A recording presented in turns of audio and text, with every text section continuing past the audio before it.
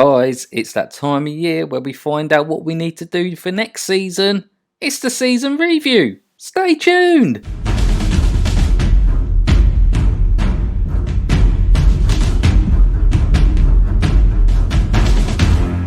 Welcome back, guys, to part 28 of Building a Legacy at Arsenal.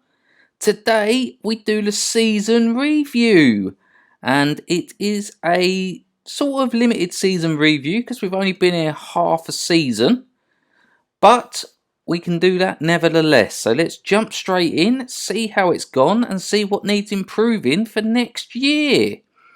So up first, we jump on to the season review news screen. We've won the Carabao Cup, the FA Cup and the Community Shield. Community Shield was done before we arrived. The FA Cup we done in our last episode. So if we jump onto the transfers here, we'll do it by appearances. I don't think I signed anyone to these transfers. So you've got Llorente coming in for nothing there. Again, I just can't. I don't think I arrived in time to make any signings to the side. I can't remember making any signings anyway. But we've got Llorente in there. Then we have a look at Lucas Nemeka coming for £27.95 million from Borussia Mönchengladbach. Sorry, I can't pronounce their name now. I'm not German.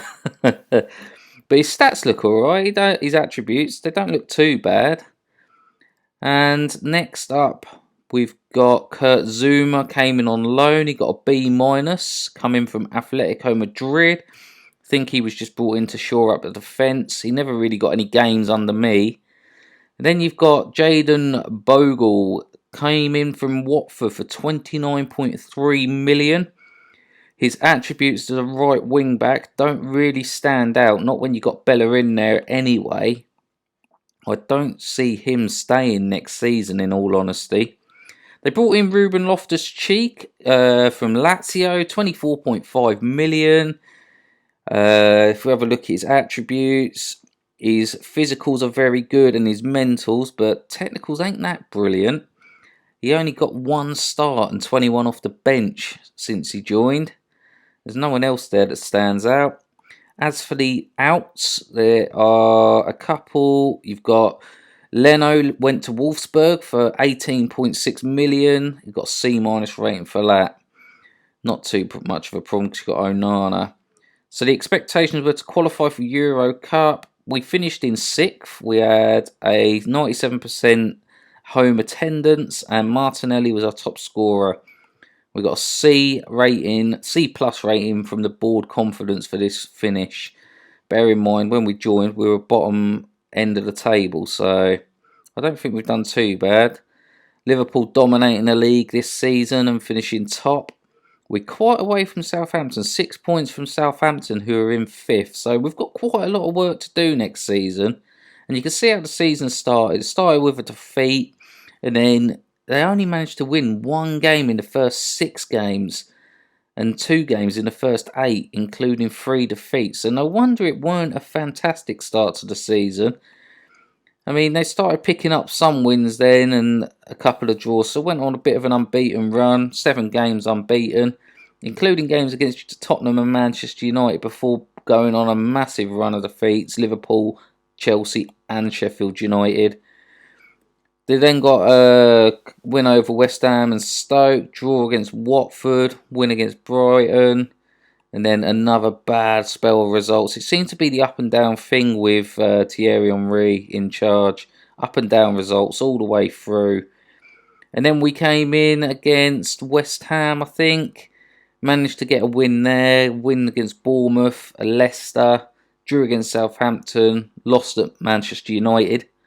But then we got 5 wins on the bounce at the end to secure that European Cup position next season.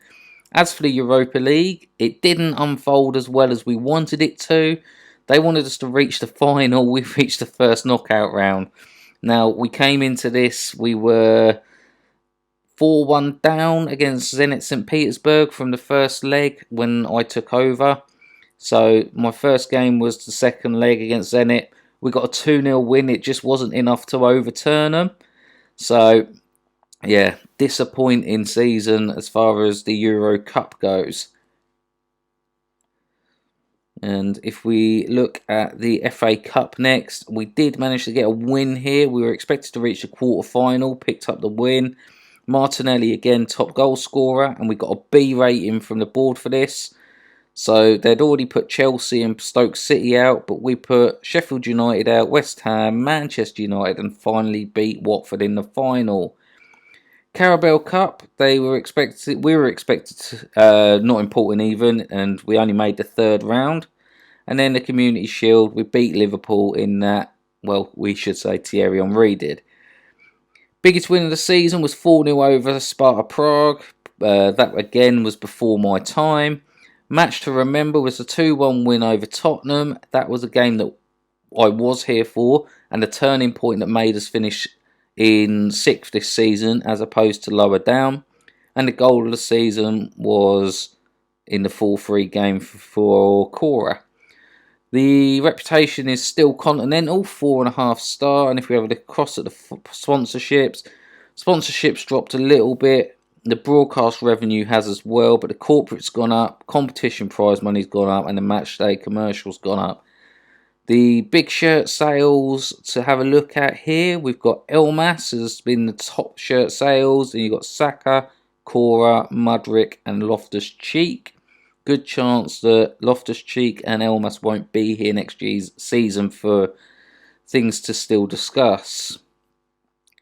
And then if we have a look at the team of the year, they've got Onana in goal, Tierney, Gabriel, Christensen, Bellerin across the back, Elmas and Tonali, with Mudryk, Cora, Saka playing in behind Balogun. Now, I think that's going to change a lot in the summer. Good chance that Balogun is going to be replaced as the sole number one striker. We already know Esposito is coming in. Elmas wants to leave, so there's a good chance he'll be going as well. And if we have a look at the back, I just think we need someone stronger than Christensen. Player awards, Mudryk is the fans player of the season. He's also the young player of the season. Cora got goal of the season as discussed, and Martinelli, 13 goals in the league, makes him top goal scorer in the league. If we just scroll down, we've got Saka with the most assists with 11. Mudryk with 4 Man of the Match awards, and Onana is actually our highest average rated player, a goalkeeper, highest average rating with 7.1. And then if we have a look at the record breakers, Tonali is the new record fastest goal scorer with 16 seconds. So what does the media have to say? Once Arsenal got rolling early in the season, it looked hard to stop them. Do you know what? I'm not agreeing with these media things. I wouldn't have been brought in if that was true. So I am just going to ignore them media things. I think they have messed up there, to be honest. Let's jump across to, I think they've got the players that have been inducted into the Hall of Fame, if I have a look. Nope. Right, we're going to jump onto this. So the squad for next season, and we can have a look at who we want to get rid of, who we're keeping, and why we're getting rid of them. So first player definitely going will be Kahneman. He's too old. Thomas Partey, possibly, he's getting old as well. Cora in his 30s. Zuma will be going because of the loan. Llorente's in his 30s. And Bellerin's in his 30s. I'm not sure if I want to get rid of all them players. I'd have to really look into that. Partey's a big player at the club. I mean, if you look at his attributes, probably too big to get rid of when we haven't even got a decent budget yet. So I think I might take him off of that. Who else can we look at? Bellerin, so quick on the wings. He's pretty good defensively, and his mentals are good. Let's just take him off for now. Like I say, I do like to have a team that's under 30. Cora was really special for us this season as well. But if I can get a decent amount for him, I think I would. Not really interested in keeping Woodman. His potential's just not there. Another one with low potential, Loftus-Cheek. He's at 29 now. Again, his mentals are good though, so he's a good versatile player to keep in if we want to. And then you've got Mecha. He came in the summer. Again, not one of my signings. This was one of the signings of Thierry Henry. I don't think his finishing and composure are good enough to play as a striker. So we're going to put him down as a player that we're potentially going to get rid of. Jayden Bogle, 24-year-old right back. Again, if we're keeping Bellerin, we don't need this guy. And if we can get a decent amount for him, especially being English, we know that really pushes up the amount they'll be worth. Mirachuk, 29 as well. Looks fairly decent. His physicals ain't brilliant, but his technicals and mentals are pretty good. Left-footed in the midfield as well. Always comes in handy. Anyone that's personality's bad that we need to get rid of? No. What about if we have a look at any situations developing? We've got one here unhappy with the amount of playing time. That's Kurt Zouma, but he'll be leaving anyway. Christensen wants to leave for the Champions League. So the likeness is he won't be here next season. And lowest rated players, Woodman's already on his way out. Morales, he's a 25-year-old goalkeeper.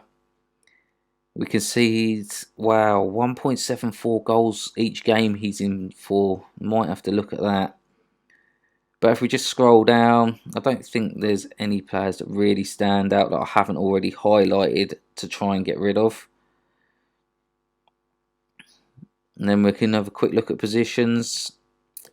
No. I think the next thing we need to do is start looking at how much we're going to have to spend as well. So we're happy to get rid of these. I mean, I want to build this team in my image now. And if I can do that, it's going to be players under the age of 25, quite fast on the wings, but very accurate passing and with good decision making. That tends to be what I look for with my teams that I like to rebuild. So, I mean, they've got a decent core here. And I think with the players that we're looking to get rid of, we could actually get quite a bit of investment back into the club. Let's have a look at what the team report is. Go on to squad depth and let's re-evaluate what we've got. So we're looking for players that are about 2 to 3 star in each position. So we're happy with all them, but we're going to need substitutes for all 4 of them back lines. The midfield looks all right. If we move up the top, I'm happy on the right hand side. I need someone on the left. And up front, we're already getting Esposito in, so we can get rid of one of these. Balogun can either move over. Don't look like he can play that role too brilliantly, to be honest with you. What does Martinelli look like? I think I need to go back and have a look at him and see which one I want to move over to play as a backup on that side. I mean, that's his preferred position by the looks of it. I think I'll put Martinelli over that side. And then Esposito play up front in front of what's his name? Balogun. So let me just put Martinelli to play that side. You can see I've already took Cora off there. I'm definitely looking at getting rid of Cora. Let's re-add him in there. And then we can delete him off of the striker position. So yeah, that's him in there. That's Mudryk. I think Mudryk has to be first choice in that position though. If you look at him, he just does look a little bit better. Let's take him off of there. So we're looking for a striker, which we've got coming in already. And then at the back, we're looking for a right back, 2 centre backs and a left back. That is what we're mainly looking for. That's not to say that's all we're going to go for, but that's what we're looking for this season. I mean, Esposito will be coming in to sort out the strikers role. So we've got 4 players to find in the summer. Hopefully, we're going to have some decent finances to do it with. We haven't had our budgets yet. We've only got 600,000 in the bank. And the wage budget's getting pretty close to being full as well. So we'll have to see once the budgets come in what that offers us. It'll be interesting. So what budgets are we going to get next? Let's have a look. Before we do, we'll have a quick look at the season performance analysts. So I wanted to show you this. From the season, Arsenal has done better than the Premier League average in most areas. As far as the defensive side of our side goes, we've been quiet and impenetrable. I'll get that right in a minute. And as for our attacking, aggressive and wasteful. So we need to get that sorted. We were expected 75.4 goals from the way we played. We only got 57, so definitely need to address this attacking situation. I'm hoping Esportito does that for us. Expected points was 60.1 and we got 62, so we've done better than that. And our expected points finish was 5th and we got 6th. So yeah, we definitely need to get things turned around for next season. And we've had the budgets come through. It's a bit tight, 46 million to find 4 decent quality players for the back line. But like I said, we've got lots of players to sell, so hopefully we can make the most of that. We're going to wrap the episode up there.